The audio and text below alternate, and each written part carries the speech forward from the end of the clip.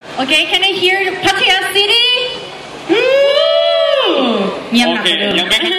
พุยังไม่มาไม่เป็นไรงั้นตอนนี้แนะนำตัวก่อนนะฮะตอนนี้กำลังจะเปิดงานกันแล้วสวัสดีครับผมเป๊กเปรมนัทครับผมโอ้โหแฟนเยอะด้วยนะคะสวัสดีค่ะกวางเข็มจิราจันหอมนะคะเจอกันอีกเช่นเคยนะเมื่อวานก็มาสนุกสนานกันแล้วนะคะวันนี้รับรองว่าสนุกกว่าเดิมอีกแน่นอนครับตอนนี้นะครับ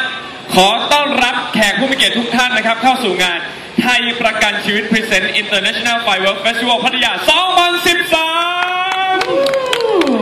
แน่นอนว่าวันนี้นะฮะเทศกาลพลุนานาชาติเมืองพัทยายิ่งใหญ่สุดๆอยู่แล้วนะครับณบริเวณนะครับชายหาดพัทยากลางตรงนี้นะครับโดยแนวคิดในปีนี้ในการจัดงานครั้งนี้ก็คือ Rhythm นะฮะจุดประกายชีวิตด้วยจังหวะเสียงเพลงนั่นเองนะครับที่รวบรวมการแสดงพลุนะฮะประกอบสื่อมัลติมีเดียจาก4 ประเทศด้วยกันนะครับทั้งไต้หวันสวิตเซอร์แลนด์นะฮะฟิลิปปินส์นะฮะแล้วก็ญี่ปุ่นนะฮะพร้อมกับการสร้างจังหวะที่งดงามจุดประกายชีวิตให้กับทุกท่านด้วยโดยไทยประกันชีวิตนะฮะก็ร่วมกับเมืองพัทยานะครับองค์การบริหารส่วนจังหวัดชลบุรีและการท่อง Yes, and ladies and gentlemen, boys and girls, welcome to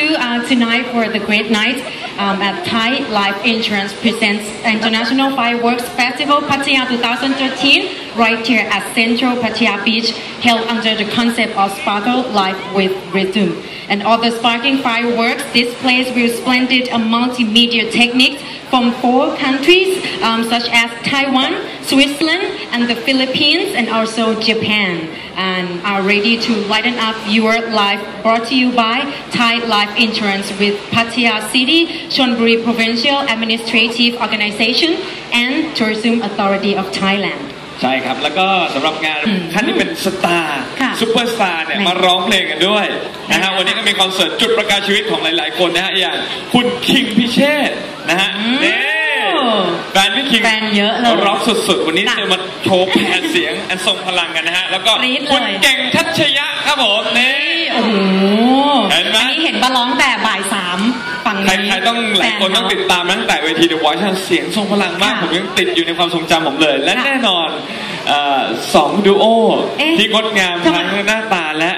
เสียงทำไมดูแบบว่าลำเอียงมากเลยอ่ะทำไมล่ะไม่ได้ลำเอียงที่ไหนเป็นของจริงเสียงยังตราตรึงใจอยู่เลยนั่นคู่หูดูโอนิวจิ๋วกินเองด้วยยังไงนะเดี๋ยววันนี้ใครเป็นแฟนๆของทั้ง4 คนนะได้กรี๊ดกันแน่นอนใช่ครับกรี๊ดแตกแบบคุณเป๊กเลยเมื่อกี้แน่นอนเลยทุกเพศทุกวัยสนุกกัน Based under the concept of Sparkle Life with Rhythm, this fireworks festival includes with many musical shows from the great musicians. Our today's mini concert from King Pichet and Keng Thachaya from The Voice Thailand and New Jiu. ครับผมแล้วก็ยังมีนะฮะรวมถึงการแสดงอันเรื่อง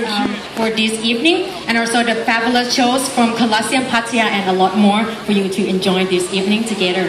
ใช่ครับแล้วก็ริมหาดนะฮะวันนี้ที่ใครมาขอด้วยนะคุณเป๊กเนี่ยเป็นไงดูดีเนาะตามสคริปต์เลยฮะใช่แล้วนะคะ Okay and also not only the entertainment thing on stage but of course that you can enjoy with the tempting food stores and the community product stores and interesting activities booths along the central Pattaya walking street and of course that the income